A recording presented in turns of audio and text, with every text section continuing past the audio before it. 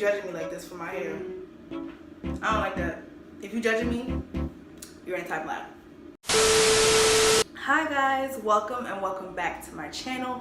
It's your girl Naturally Me, and we're back at it again with another Get Ready With Me video. I haven't done this in a while, and I kind of just felt like it was a Get Ready With Me / chit chat, because I kind of feel like chit chatting and doing my makeup. I haven't done my makeup in a long time, and to be honest, I had a pimple and my dumb self done popped it, and now look, it left the mark. So yeah, I'm tired of looking at it and I want to cover it, and I just want to do my makeup because yeah, I just got off of my, you know, the time of the month, and I was really feeling down. I was really feeling low. Low. Like I was feeling low. So now I'm like, you know what? I feel like rejuvenating myself and just getting back on the saddle and just enjoying life, you know?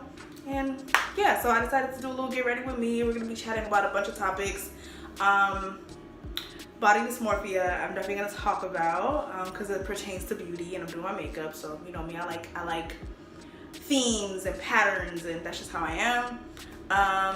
And yeah, I want to talk about that. I want to talk about just insecurities. I want to talk about just life as a whole, your goals, just everything. Like I just want to talk about all of that stuff. So while I'm doing makeup, so yeah. But the first thing I'm gonna do, I already put lotion on, but I'm gonna prime my face with some Vaseline, because y'all know this is how we do. Like I don't do all that extra. Yeah, if y'all haven't watched my videos, y'all should know this by now.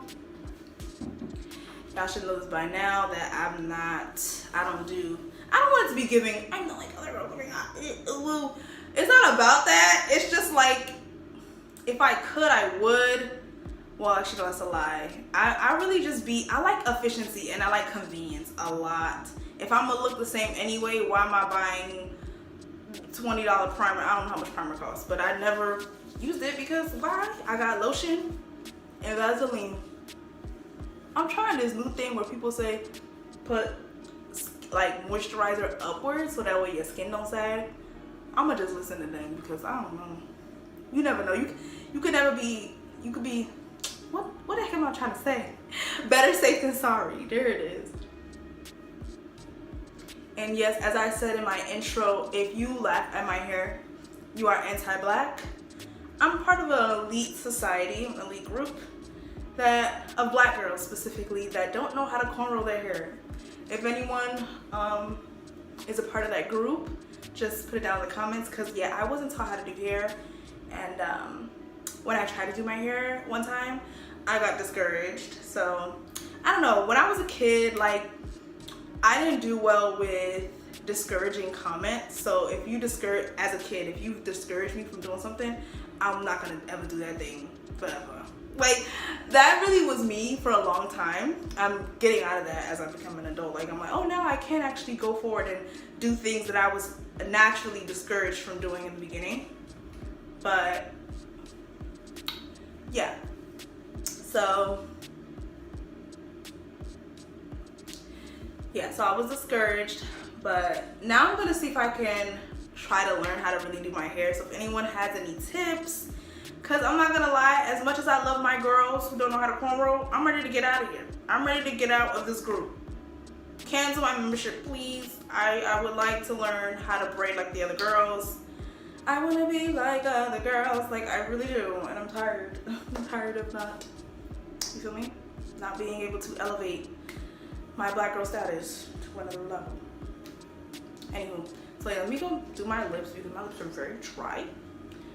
So what I like to do, because my nails are very long, well, I kind of trim them down now, but when I kind of go into the little tub, it be getting under my nails, and I detest when things get under my nails. So what I've been trying to do is use like a little Q-tip and kind of just like a lip gloss essentially, and just kind of, yeah, there you go. My lashes are lashing, you see that? Yeah, they've been growing, but my lashes are very clumpy, so they're kind of like falling in my eye, child. Anyway, as y'all know, this video is gonna be chaotic because it wouldn't be me if it wasn't. Notice I haven't started talking about my topics yet, which was body dysmorphia, right? Yeah, okay. So, body dysmorphia, I don't know the actual definition. Like, I used to, like, really research this thing heavily when I was in college, but now I kind of just forgot everything, like, literally. But essentially, I think body dysmorphia just means, at its core, at its crux, just seeing something of yourself that, like, your hyper awareness of yourself, like, very negatively, or I say hyper awareness because a lot of the times people who suffer from body dysmorphia, what they see isn't really a big deal as far as like what we think is a big deal. I'm saying we because I do struggle with body dysmorphia, but it's this like false sense of hyper awareness, like, oh my gosh, like one eye's bigger than the other, and this, and I have an asymmetrical face, and oh my gosh, and this, that, and the third. Whereas the average looking person looking at you would just be like, you look fine, right? So I think at its core, that's kind of what body dysmorphia is. It's really a mental thing, because we're used to our faces every day. We feel like we can notice every single flaw. We're used to our face, but because other people aren't used to it, they're not gonna like, you know, they're not gonna look at the same things that you see. So, but yeah, but body dysmorphia is really inherently very negative. And not to say that you can't want to look good or anything like that, but it's just like this hyper fixation on I have to look perfect. It's not beneficial to your mental psyche at all. It's not beneficial at all. So, and honestly, I typically find this in women mainly. Let me start doing my makeup because I'm gonna chat the whole way through and I'm gonna look like this, and you're gonna be like, where's the look? Yeah, because I'm looking like Pippi Longstocking. Hold on. Oh, maybe I should put on sunscreen because I've been seeing a lot of things on TikTok where they're like, sunscreen, put on sunscreen every few hours to have your skin be even toned. Because I think I have hyperpigmentation, so I have like dark under eye circles and like a dark mouth. But I used to be really insecure about it, but I learned to like kind of like love it because it's like, it is what it is. Like I can't change it. I mean, unless someone's trying to give me money for a dermatologist. Cause yeah, but other than that, I can't change it. Cause why? I don't have the money to change it. So. And I'm learning to love it anyway. So whatever. But I'm gonna use what I can. just a little tweaking.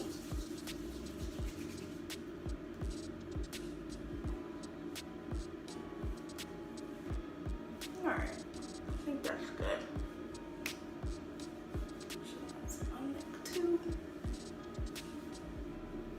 All right, the bad lighting. My tripod has just been giving me problems lately.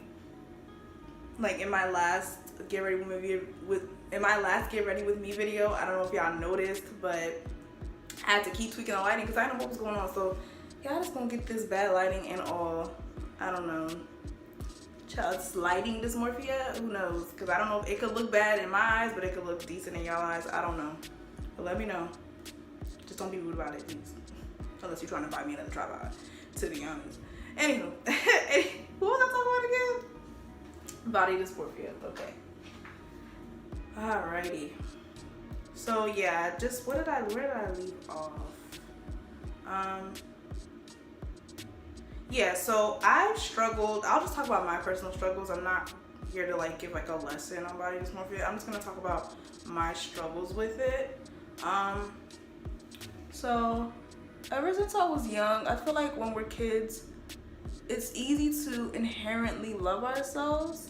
And I really feel like it's God that places that in us.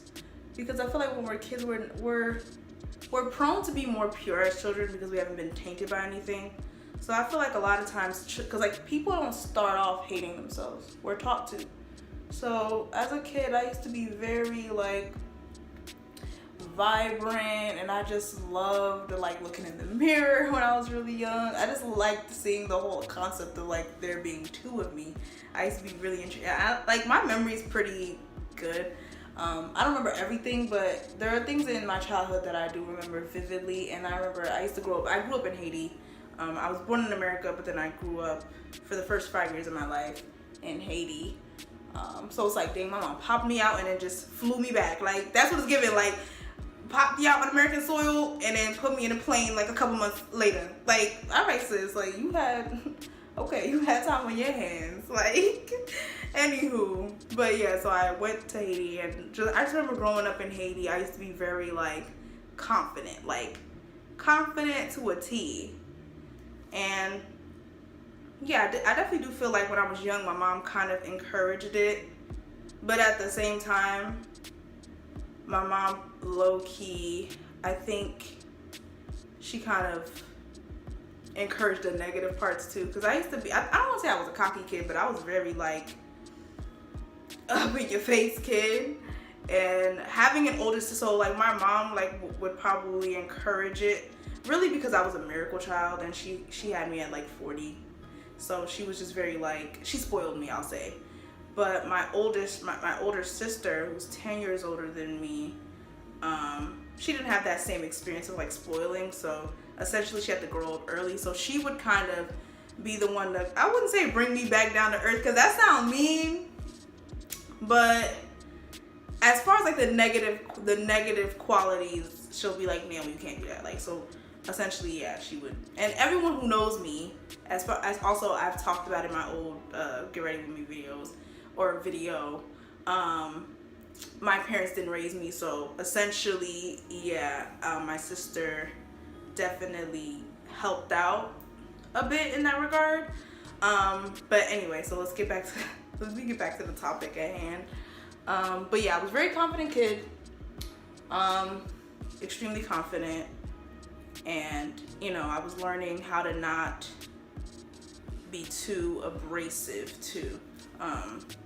But yeah, but essentially the abrasiveness kind of went away once my mom taught me about God and everything. Like, she taught me about God, me and my siblings about God at a very young age. I was praying with her. So it's kind of like God has kind of like put that in me. Like, I had the confidence, and I had, like, the abrasiveness went away once I started praying more at a very, very young age, learning who God was. And so all that essentially was the core of my childhood, of my early childhood, my early years, until I done got to America. And people should say, I'm saying, people from other countries that think America is just like this great grand place. Now, I'm not saying America's bad, because it definitely has its benefits. However, they need like, I don't know, when y'all see those commercials where it says side effects will cause, like, that's what they need to do for America. Side effects, racism, side effects, low self-worth, side effects. Like, they need to put that on a commercial or something. So I ended up going to move into America with my sister, just because it wasn't a good environment for us to live in Haiti anymore. And so growing up in America, I had an aunt and uncle who essentially took care of us and raised us.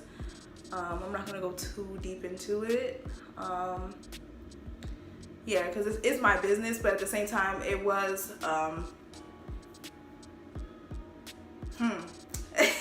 it's hard to say, because everyone thinks that if you grew up with resources and money and clothes, like, that's just gonna take care of everything.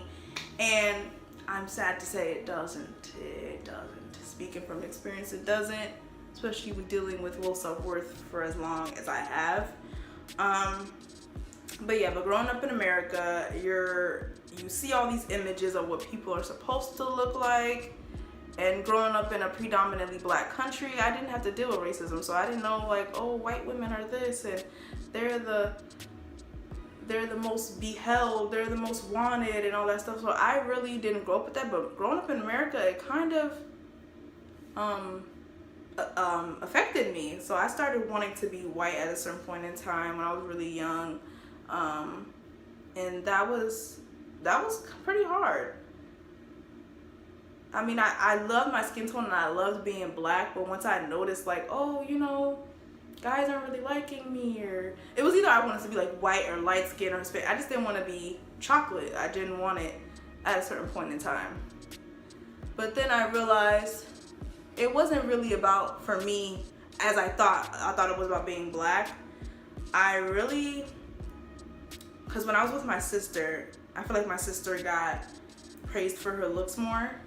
And not to say that I didn't, but growing up as a young kid, like my sister was like 15 at the time when we moved and I was 5, kids are really more impressionable. So as a young kid, and if you have like a kid or a couple kids bullying you and calling you ugly for a very long time throughout the years, you're gonna internalize that. And I unfortunately had that experience with a family member calling me ugly like every day, like every single day, from 5 all the way up to 13.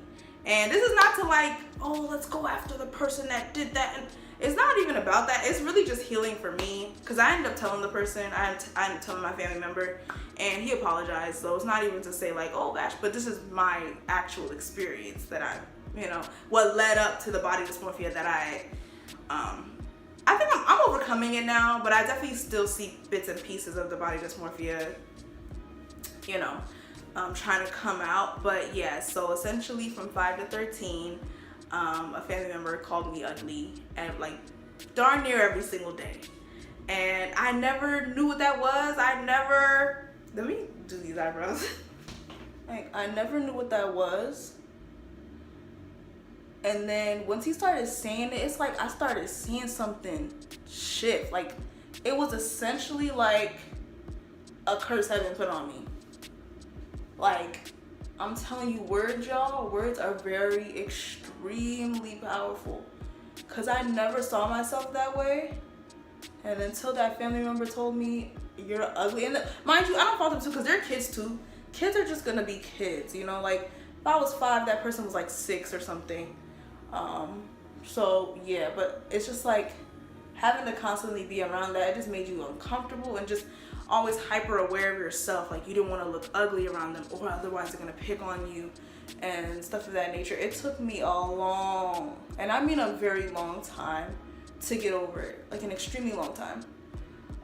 I was still dealing with it in college, and I graduated from college 4 years ago, but like, mind you, from 5 all the way up to like 22. Okay, yeah, it's a long time. So yeah, but I don't like fault him exactly, because we're products of the same society that kind of demonizes people who it really demonizes unattractiveness, or like, I feel like, especially for my family member, you shouldn't even be attracted to me anyway. Like, not saying the person was, but it's like, why are we talking about attractiveness? You're my blood. You shouldn't even be attracted to me by default. Like, so saying someone's ugly, whatever, it doesn't matter, because you shouldn't be attracted to me by default. Like, that's just what it is. There's no point in even talking about my looks, because we're a family. Like, that shouldn't be a thing. I mean, unless you're trying to like say that I'm beautiful or stuff, like beautiful, like spirit wise and stuff like that. Because honestly, as Christians, we should see each other as just humans. Because like, not everybody's Christian, but like, I'm a Christian. But as Christians, we are all God's creation. So we should just see everybody as beautiful, because God created it. God created us, and everything he makes is beautiful. It's just our human eyes, like, evil introduced beauty standards and everything into the world to make us divide and hate ourselves and hate others too. Just ridiculous. But yeah, so they're essentially, that family member is essentially a product of the same society. It just manifested in a different way. But yeah, so I really struggled with body dysmorphia since then. It's like I said, it felt like a curse was placed on me. It's like I literally saw my features just shift. Like, it was just like, oh, I'm no longer like liking what I see in the mirror. What is that?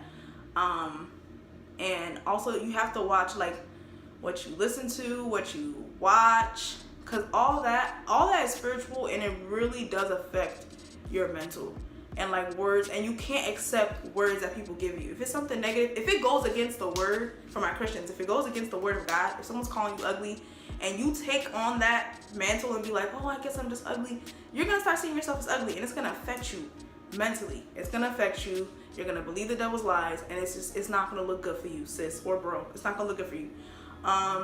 So I did that when I was really young, because I didn't know any better, and sometimes it takes you longer to learn. But instead of like, then again, I was 5, so I can't fault myself, to be honest. But I wasn't really taught in so many words to love myself. Because growing up in Haiti, it's just like, oh, your parents loved you, and this, that, and the third. You got the hugs and kisses and everything like that. So it's like, oh, okay, you know, it just feels good to be loved. But I don't recall like my mom even telling me like, hey, love yourself. It's just like, oh, love God. And sometimes it could be a thing where it's like, do this so you don't go to hell. It's like, oh, okay, I'm scared. Like, Haitians, we gotta do better. Not just Haitians, but Black people, Black Christians. Growing up, sometimes we can grow up in a very legalistic, like, you gotta do this the right way, otherwise it's chopped for you. It's like, oh my God, please. But yeah, but I wasn't really taught like how important it is to love yourself and look in the mirror and be like, I love me. Like, yeah, I was taught to love people. I was taught to love God, but I was not taught to love me.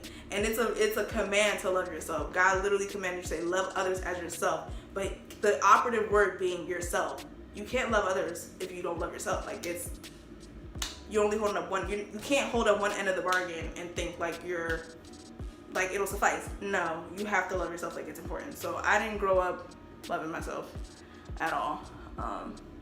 I just grew up indifferent to myself. Like, I liked what I saw in the mirror when I was growing up, but I grew up indifferent. It was just like, oh, I think I'm cute, but it wasn't like, oh, I have a deep love for myself. Like, you know. But then when I got to America, I like hated myself. Like, the indifference went from indifference to hatred, and all that stemmed from how I looked. And that's another thing. We put too much worth on how we look. So if you look good, that means you love yourself. Or if you look good by other people's standards, that's when you love yourself. That's wild. Like, I will never understand why society, it really boggles my mind. Like, how we put so much worth into looks, like your value as a human being. Not because God placed something on the inside of you, not because you were here for a purpose. Like, yeah. So, but essentially, I saw my features start to change, and then I started being really extremely hard on myself. And the only time I saw worth was when people complimented me.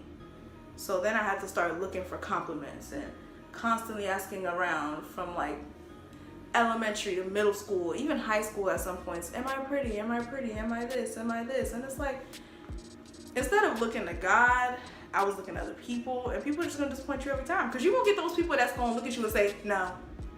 Some people are gonna be rude like that. Other people are gonna be like, no, you're pretty. But other people are just like, no, I'm not pandering. No, I don't care. I'm gonna be rude. And yeah, so you really cannot rely. You cannot rely on man. That's all I can say. You cannot rely on man. You definitely cannot rely on man to help fix your body dysmorphia. Like, that's you and God's job. Like, you have to pray to see yourself the way he sees you. Right now, I'm about to do my eye look. I'm doing like a pink. I love me a nice pink. I'm doing like a pink, like a moderate pink, and then like a baby pink cut crease. I don't know how to explain it, but we're gonna try it. So one thing about me, I'm a chatty Cathy, so I know this video is gonna be long. Okay, so I'm just gonna go ahead and do that with the lid. I don't know how these influencers do it, talk about these topics and do their makeup. I almost dropped this down. It's really hard for me. So sometimes I might have to stop and pause, because when I'm talking about my past or just things in nature, I have to stop and stare, or stop and talk. But seriously, like, I have to stop. So I'm gonna just do these lids for a minute, speed through, and then we could continue chatting. Okay, there we go. So I'm going with a little hot pinkish. Ooh, this is hot pink. This is hot. It's too hot. Like, it's hot, my God. Hold on, let me, it's a little too pink. Well, this is just the base anyway, because I'm gonna do a lighter pink. Ooh, Charlie. My goodness. I don't know what's this pinky. Okay. Sometimes when the colors are too bright, I like to use a white to kind of just neutralize it, because I don't want it to be that bright. I mean, I love my bright colors, but that's too bright for me, child. So essentially, I feel like makeup is like riding a bike. Like, I haven't done makeup in a while, actually. And it is like riding a bike, but there is some times when you still know how to ride a bike, but you might skirt a little. You might fall off the bike a little, but you can still ride it. You feel me? Like, that's how I feel with makeup. Sometimes I'm just like, dang, I haven't done it in a while. Like, what am I doing? But essentially, I still know how to do it. It's just, you just adjust. That's all I'll say. All right, so that's done. I'm gonna do my cut crease. So now I'm gonna go ahead and talk about body dysmorphia in college I'll essentially talk about for my black girls who went to college, because I feel like I'm a black girl, so I'm gonna speak about my experience. And I can't speak about I can only speak about being a black girl at a PWI, because as far as like body dysmorphia goes. But even still, even though I went to PWI, I wasn't really expecting white men to really check for me like that, to be honest. I just inherently knew, and a lot of white people I knew, white guys I knew, constantly were dating in a relationship, always. Like, you could see a cute white boy, and they're always like with a girlfriend. They always have a girlfriend. Not one of y'all single. Like, give me the tea on what y'all be doing, because it don't be making no sense. So I honestly just kind of wrote white boys off in my mind, because I'm like, y'all always dating somebody, child. I can't even. And there'd be some cute ones too, like some Chris Evans looking ones. I'd be like, hey, listen, I like what I like. If I'm attracted to you, I'm attracted to you, period. Point blank, I don't care. But I do have that black men are really mine. Okay, but I'm just saying, like, if you cute, you cute. But one thing, when I went to my PWI, I just knew y'all was constantly in a relationship. Like, so I was like, nah, that's a dub. It's not gonna work. So yeah, let me just kind of get that part. Just get my nerves blocky.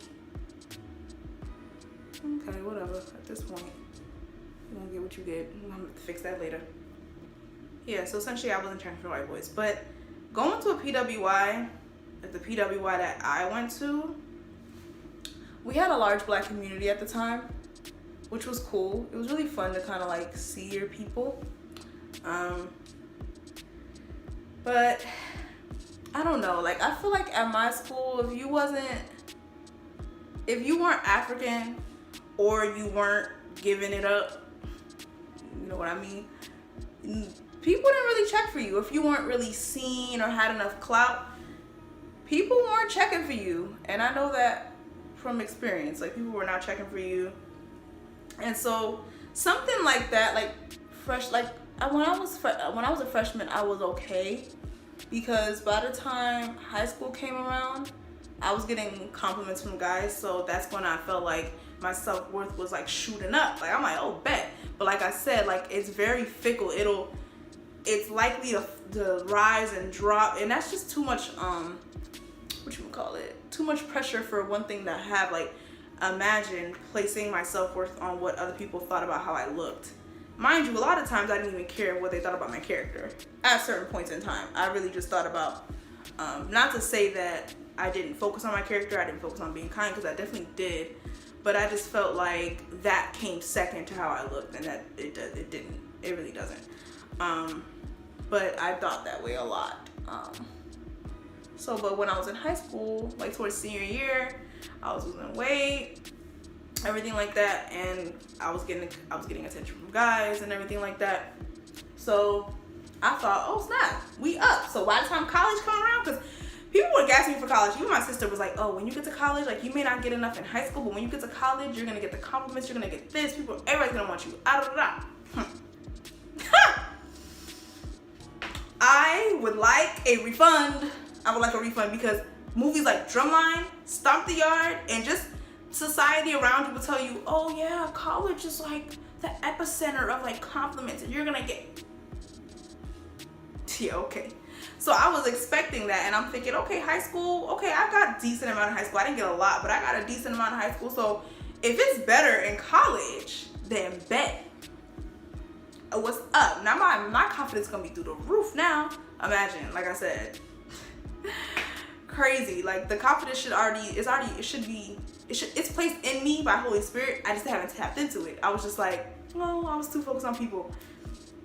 Bad idea. So that happened. I went to college freshman year. I didn't really get much, but I was still kind of like on a high from high school because I'm like, I just got back from high school, and I also got a D in one of my classes, a 4-credit class, and I was like, ooh. At that point, I was not thinking about no boys at the time. I was like, listen, let me get this D up, and then we can talk. When we get this GPA up, then I can talk about boys. So sophomore year comes around, and yeah, freshman year I definitely picked my GPA back up. I said, oh no, next, because fall semester I got a D. I said spring semester it's up and it's stuck. I'm focused on studies, like bump the boys, like, cause one thing about me, not after all this money I pay for this college, no ma'am, no ham, no cheeks. Oh yeah, I gotta get a good grade. One thing about me, I was always gonna get good grades. I can multitask. You feel me? Like, yeah, I could be sad about something, but guess what? I'm an avid person of picking one struggle. This is my mantra, it's my motto. So if I'm struggling with one thing that I can't control, just in general, I can't control it, I'm not gonna lack on the things I can control because I'm not gonna add on more struggle to my life. I'm picking one. The only thing I will struggle with are the things I can't control. If I can control it, I'm not gonna struggle with it. It's just not for me. Like, if I'm sad and depressed, I'm not gonna be hungry as well. I'm not gonna starve myself. Sorry. Like, if I'm sad and depressed, I'm gonna work out because I wanna be able to wear the clothes I wanna wear. I'm not gonna struggle with not being able to wear what I wanna wear. No ma'am, one struggle, that's what I do. It's how I live. So, yeah. What was I saying, child? I don't forgot. Yeah, so I was struggling with like self-worth and like looks and stuff like that, but I was not gonna let it affect my grades because I'm not gonna be struggling with my looks and then flunk out of college. That's extra stress I don't need. That's extra stress. I'm already stressed once. I don't need extra. Please. No extra serving, please. That's just how I am. So I was like, yo, I'm focused on this schoolwork. By the time my schoolwork come picking up, I'm like, yeah, okay, where the boys? Where are they? Donde está? Coteli, where are they? So when that wasn't happening, when that wasn't coming, mind you, my grades never slipped because, like I said, you already know how I'm coming. But I still was like, dang, where the guys? What's happening here? Like, so, I was like, where are the guys? And they just weren't checking for me. Or at least maybe I wasn't paying attention at certain points, but apparently I had RBF. I don't know. But that's what just some people may have told me. I was like, what? I don't even know what that child. Anywho. But yeah, they weren't checking for me like that. And there were a couple guys I had like crushes on in college, like sophomore year and stuff like that. But they were not checking for your girl. Honestly. But my school, honestly though, as much as it was a party school, I definitely think you had to be engaged in like coital activities. Otherwise, you wasn't gonna get no attention. And I'm a Christian, I told y'all, so I'm waiting till marriage. That's just what it is. I'm waiting till marriage. And so I wasn't engaging in those activities. So I definitely did see like, a difference in attention that girls who were doing it as opposed to girls who weren't. Like me and my group, we were Christians, so we weren't really doing it for real. We weren't doing it at all. Not for real. This is not to say we did other things. No, we did nothing. At least I speak for myself. I did nothing. At the end of the day, like, you may think you know everybody, but you don't. I'm not saying that they did, but I'm saying I don't know. I don't think they did, but I'm not always with people 24/7. You feel me? So, but from my understanding, we engaged in that. So that was also another thing. I know my community, whoever sees this, might disagree or might have something to say or have fighting words, but I had a very high, it was a lot of African people that went to my school. Predominantly like Nigerian. I seen Ghanaians too, but predominantly Nigerian. And I feel like within the black community at my school, if you wasn't Nigerian, as a woman, they weren't checking for you. This is my experience. I know people could probably in the comments like, they just wasn't checking for you. Okay, baby, that's okay. I already explained that. So I did say that. So I did. So that's just what it is. But yeah, but I feel like at the time though, if you're in a certain group, like in a certain community that's predominantly like African, you are gonna see the difference.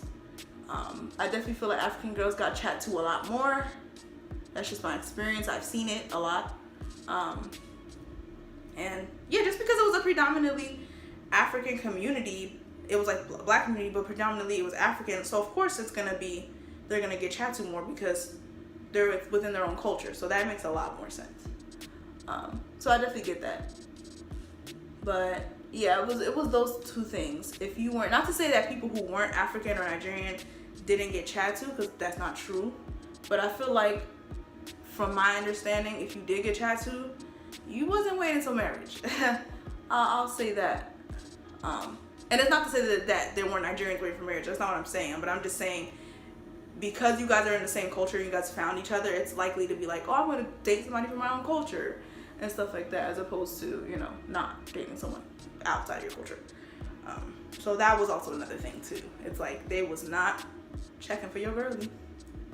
And also, yeah, I was very focused. Sometimes you can see it on my face that, like, if I had somewhere to be, I'm typically like not trying to chat, or so it's like it could have been a thing where it's like people try to chat to me at the wrong time and also at these parties, at my college parties, I'm a dancer, so I love to dance, and guys used to try to come up behind me and stuff. Not to say I didn't dance, because I definitely had my fun. I'm not gonna lie. Forgive me, Lord. We repented. We don't do that no more. But I definitely had my fun at the time. But there were certain times where I dubbed a lot of guys because, one, they be a little rough, and two, like, listen to me. Like, if my song is on, I'm not about to dance with you while they're playing those scrubs. This is my song, and you are in fact a scrub. I cannot dance with you. The song literally told me I can't. Hello, I don't want no scrubs. It says it in the lyrics, and you are a scrub. So back up off me. Anywho, that's just what it is. So yeah, but I had my little fun or whatever. But yeah, I did constantly dub guys, so that could have been a thing. But it's like, I don't want to at no party. Like, I want to be courted like a woman. Like, I want to be courted. I don't want to just, you have your little fun, you little dance, and then you did it. Like, no, I want it to be like, oh, I would like to take you on a date. You look really nice today. I ain't getting that there. So that's essentially what I wanted, not to be bumping and grinding like you are Kelly or something. Please. So anywho, but yeah, so this is how it kind of, I know it seems like I'm jumping from place to place, but this is how it kind of even furthered my body dysmorphia, because I really felt like, because I wasn't getting that attention, that it must have been because of my looks. That's when I really started to be like, oh my gosh, it's because I'm unattractive, that they don't like me. And yeah, like, I feel like, oh, maybe I was high school pretty and not college pretty, not good enough. And it was just, yeah, it was a lot, to say the least. And I put my self-worth on that stemming from sophomore year. After my grades picked up, and I was doing really well in school, I was focusing on other things, And then I noticed there was a lack in like the social department, and that's when I started to get depressed. And I definitely think body dysmorphia had a big role to play in that, like huge, astronomical role to play in that. So yeah, it was definitely very hard to overcome. But I say all this to say, in regards to body dysmorphia, it's just, there really just lies with the enemy, and you have to combat it. Like 2 Corinthians, 10 verse 5, take every thought captive and make it obedient to Christ.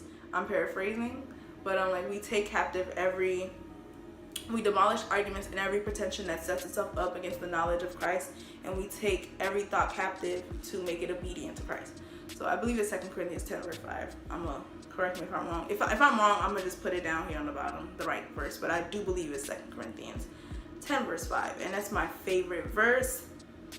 And yeah, a lot of times it really is a mental thing, and that's how, honestly, how I was able to really overcome it. But like, you don't always completely, it's like, it's not perfect. It's not for me to say I never deal with these thoughts, and I never deal with having bad days and insecurities. And no, like, there are times where I cannot stand my dark circles anymore. Like, there are times I cannot stand my pigmentation. There are just times I wake up in the morning, I'm like, oh my gosh, like, no wonder these people didn't like me, child. Like, sometimes I go through that and I'm just like, no girl, we not falling down this rabbit hole. No ma'am.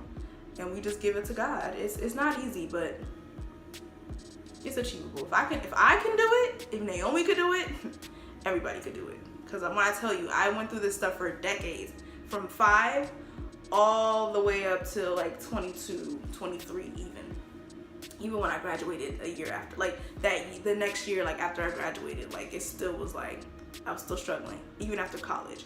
But after that, I kind of was intentional. I was like, no, I don't want to feel this way anymore. I'm tired. And it was a switch. Honestly, the biggest things happen when you switch your identity. Like when you change your mindset. If you change your mindset, I won't even go as far as to say change your identity. You're coming back to the identity that God gave you in the first place. That's really honestly what I think it is. Because there definitely has to be more to life than you feeling like, oh, I'm not good enough, when God literally says you are. He sent his only son to die for you. So I definitely think, correct me if I'm wrong, but I definitely think you're good enough if the creator of the universe saw fit to have his only son die on the cross for you and me. So yeah, that's essentially it. But now I'm gonna talk about, body dysmorphia and insecurities are kind of like the same for me, so I think I'm kind of done talking about that. But I definitely do want to touch on insecurities as far as your goals and your capabilities, I should say. So growing up, especially in the Haitian community, you definitely get compared to a lot within your family, and it's never fun. I've been trying to tell my family members, comparison is not good. And I don't know, they think it's a sense of like pride and like, oh, it's gonna push me to do better, and it's gonna push you, we're gonna ride it out together, it's helping you, it's motivating you. And I'm telling y'all, it doesn't. It just makes people feel bad. Comparison is literally the thief of joy. Like, seeing people do better than you, like, it shouldn't motivate you to become better than them. Like, that's my thing. It's like, it can inspire you, like, in a way where it's like, oh, I want to do that too. So like, I'm excited for them. That's more a line of appreciation and inspiration. How we do it, Haitian people or Haitian families do it, it's like, oh no, she's doing better than me. I have to make sure that I'm gonna do better. So that's gonna push me because I'm gonna do better. It's like, no, just do better than what you was doing yesterday. Like, why you gotta be better than the person? Like, there's never, and it's like, it's tiring. You're gonna constantly think you gotta be better than people, and it's really tiring. Imagine, because you'll never find, like, you will never find someone, like, you'll never find yourself better than everybody. There's always gonna be somebody better than you, always. So you just gotta ride it out. You just gotta be better than yourself. I'm telling you, had I like kept that same mindset when my family members will compare me to like cousins or anything like that, it's like, why don't you be like them? Why don't you be like them? If I had internalized that, bro, I probably would be dead in a ditch somewhere. Not even, like, yeah, I know it just got really dark, but I'm so serious. Like, I would have unalived myself, like, for real. Because I would have been going crazy. It's not good. Like, it's just not good to compare yourself, because there's always going to be somebody doing better than you. Let me check in the mirror, child, because in the video, this makeup looks decent, but I don't know, in the mirror it could be something completely different. Okay, that looks semi-decent. It's not gonna be perfect. Like I said, nothing's perfect. Anywho, but yeah, so I would have been gone. That would have been an epitaph, because it's like the constant comparisons was a lot until I decided, nah, I'm gonna do me. I'm gonna give it to God. I'm gonna seek first the kingdom of God, and I'm gonna pray. Whatever desire you put on the inside of me, I'm gonna pray. I'm gonna keep working at it, and that's it. One step at a time. Go at my own pace. I'm not gonna speed up just because this person is speeding up. I'm not gonna do that. You do a disservice to yourself when you do that. You ask God, and then the only person I'm trying to I wouldn't say keep up, but the only person I'm walking with or looking towards is Jesus. So if he say speed up, I'm gonna speed up. If he say slow down, I'm gonna slow down. And I'm gonna pray to God to give me the wisdom to obey, because sometimes I'm not gonna lie, I'm not always obedient. Sometimes I'm like, God, I don't like it, I'm not doing it, and I regret it after. But like, I'm not gonna lie, I'm not always obedient. I'm not gonna lie to y'all and say, yeah, I'm obedient. Sometimes I'm like, God, I don't like that, I'm not doing it. Like, sometimes I do that and it's wrong. But I'm just saying, the only people you should be looking towards, instead of looking to the right and the left of the race and being like, oh my gosh, they're moving faster, let me move faster. No. God is legit holding your hand in your lane, and he's saying, all right, let's run. All right, let's slow down. That's what you gotta do. That's what you have to listen to. And that's what I'm learning to do. And it has never failed me. It has never failed me. When I'm telling you, people would be trying to tell me, Naomi, hurry up and do this, hurry up and do that. And I will look at them and I say, I'm seeking the Lord. Like, I'm seeking the Lord first. And it's like, for example, like, I think 2 years ago, me and my family were doing New Year's resolutions. And everyone was saying what they were going to be doing, this, that, and the third. And mind you, like, my family's been very pressing on me to do something. Do this, do this, do that. And I was just like, you know what? I'm seeking first the kingdom. Mind you, nobody can argue with that, especially as Christians. They're not going to be like, oh, girl, that's wrong. But I know on the inside, they're probably just like, girl, you need to do this. You need to get it together. What do you mean? You're just seeking. What's the plan? What's the plan? But I was like, nah, like, I'm seeking first the kingdom. I have my own plans that I don't tell anybody, but she's a paid actor. I have plans that I don't tell anybody, but I also just don't care to tell anybody. So I just give it to God, and I just be like, I'm seeking first the kingdom. And I said that, and they were like, oh, okay. But I know on the inside, they're like, yeah, girl, come on. And then lo and behold, the same thing they was pressing on me to do, I ended up doing it a couple months after. Yeah. Why? Because I seek first the kingdom and not look around and be like, oh, this person said they're going to do this at this time. I need to say I'm going to do this at this time. No. I seek first the kingdom of God. And it never fails me. It never fails me. So no matter how slow, no matter how fast, no matter where I end up, it doesn't matter, because if I'm seeking first the kingdom of God, I'm going to be straight. Like, that's what I learned. Like, I literally learned that. So never doubt your capabilities. Why? Because Holy Spirit is on the inside of you. Holy Spirit is on the inside of you. So when you realize that it's not even about your capabilities at all, let me not even say doubt your capabilities, because Holy Spirit on the inside of you will give you the capabilities that you need, that he placed inside of you. I'm just saying, like, he qualifies the called. He doesn't call the qualified. I'm just saying, because if that's the case, I don't think any of us will be here, because none of us are qualified, if we're being real. So yeah, like, it has taught me so much. I have learned so much, and I'm just really thankful to God, because I wouldn't be where I am today. Like, yes, could it be better? You know, I would love to be a millionaire. I would love for all my channels to pop off and I be over here making 5 figures a month like Miss Kelly Stamps and them. I would love that. really would. But at the same time, I'm exactly where I need to be. And I'm cool with it. So, anywho, now, since I'm a very amateur, get ready with me girl, I feel like I've done chatting what I need to chat about. And now I'm gonna finish my makeup because like I said, I can't do this all this at the same time. It's too much for me. It's too much. So let's get into the makeup now. I'm not gonna show y'all how to do my lashes, Joe. I'm just gonna do my mascara, but I'm gonna do my lashes off a screen because it's too much. And I'll literally have a mental breakdown in front of this camera because these lashes be giving me problems. Are you even a girl if you don't have a mental breakdown about your makeup? Are you even a woman? I'm telling you. It's almost equivalent like men with sports, child. When they be over, or video games, when they be over here yelling at the game, I'm like, oh my God, son of a, That's how I am with makeup. I feel like that's how girls are with makeup. If that lash don't come out right, it's gonna be me and you. Like, come on, man. Like, it's something about these lashes that's always gonna do it for me every time. It pisses me off. Sometimes I just be tempted to just go like this because my lashes are long enough, but I like a nice full glam lash look. I really do. Here we go, my lash falling in my eye again. My lashes are always doing the crip walk or hopscotch. Like, please stay in one place. Stay in one place.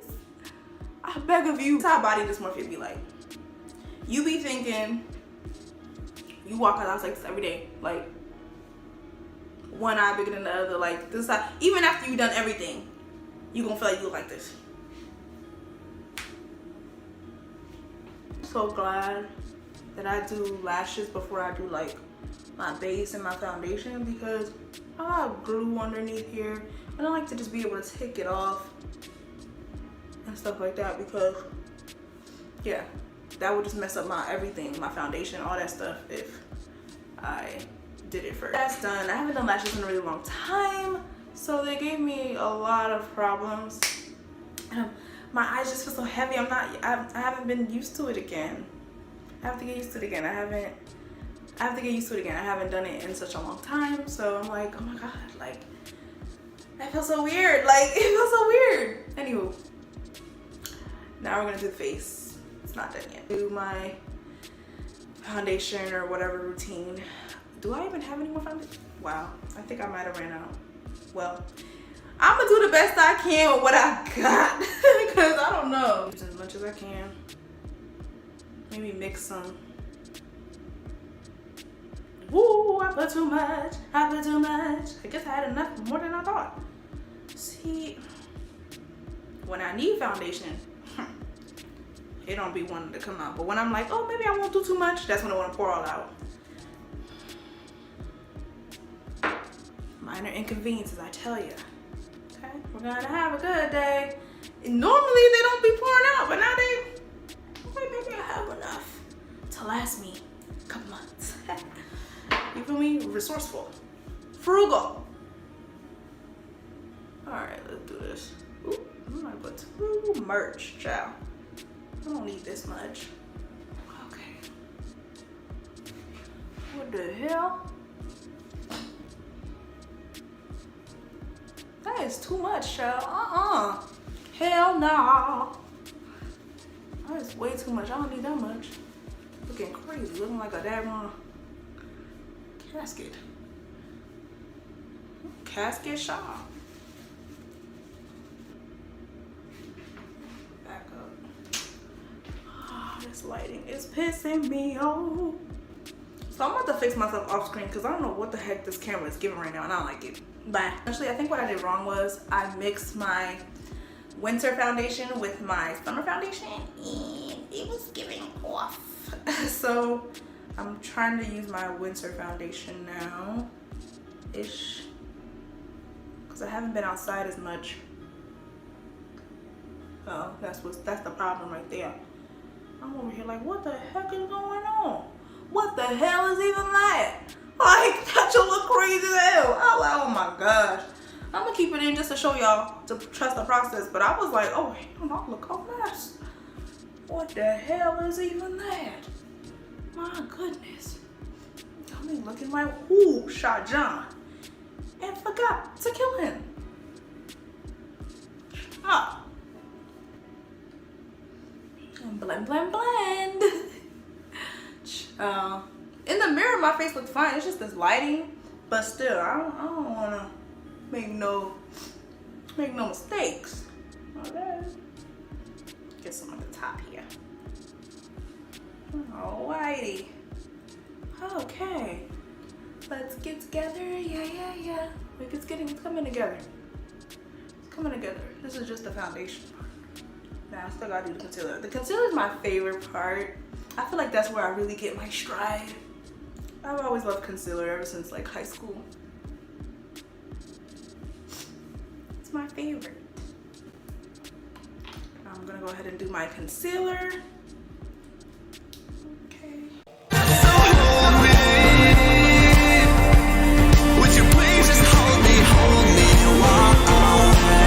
If you're a perfectionist, this channel is not for you. I just like to do what looks good. At least what I perceive to look good, because what I consider to look good may not be what other people consider to look good, and that's okay. As long as I look good, that's all that matters. Because I've had people do my makeup and they could be professional and all that good stuff, and everybody could even like the makeup, but if I don't like it, it's up and stuck. So that's really my thing. So I don't do a lot of technique. I really just slap it on, because I'm just a learn as you go type of girl. So there's gonna be one day when I learn all the neat tricks, and I don't know, maybe I'll be able to do other people's makeup. I mean, I don't really care to, but I would like to learn just for the fun of it, not for to be like a makeup artist, but just in case anybody wants me to do it for them and they want to look good and feel good, you know, just to give that to them. I would love to do that at one point in time, but until then, I'm just slap on whatever I want. That's honestly how I got better. If y'all went to college with me and saw how my makeup looked, I just did the bare minimum, but I really didn't know how to do anything. I had to always ask my friends how to put on lashes. I had to always ask my friends how to do this and that, the third. Until one day, I wasn't friends with them anymore, so definitely couldn't ask them anymore. But but I just decided when I moved and when I left my environment that I was gonna learn how to do it myself. And I just saw people do it on Instagram, and they did those nice little cute aesthetic edits, and I'm like, I want to learn how to do it. And I just one day just decided I'm just gonna do it. No technique, not even look at a tutorial in its entirety, because when I try to do YouTube tutorials, they never really helped me. I guess I focused too much on trying to be exact. Like, let me move my hand the way they move their hand, and let me do this and this and that. That kind of was too much for me.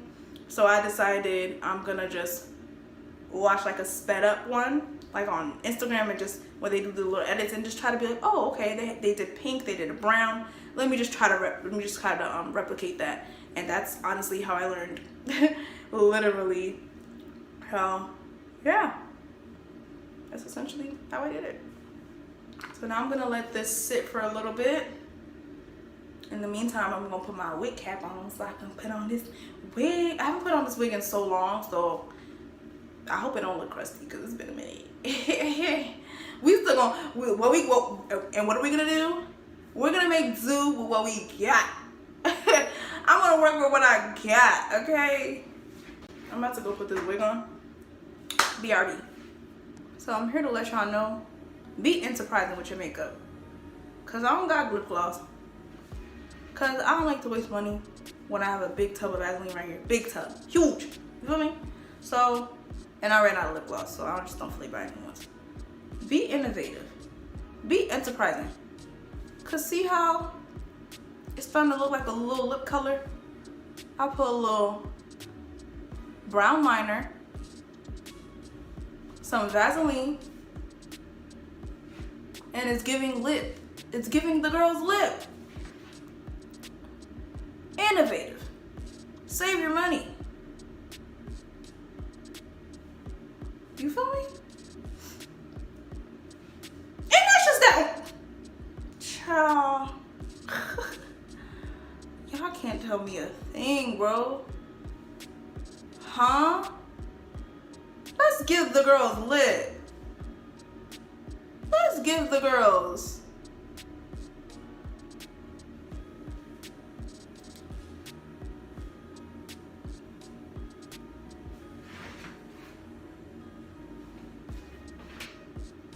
it's giving the girl gloss.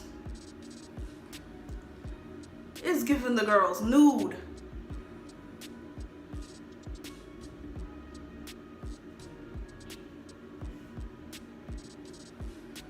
Okay.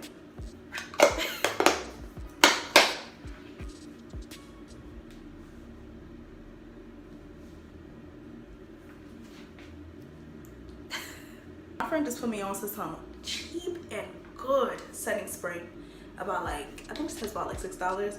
I don't know, it's like aloe or something. I forgot exactly what it's called, but she let me borrow it.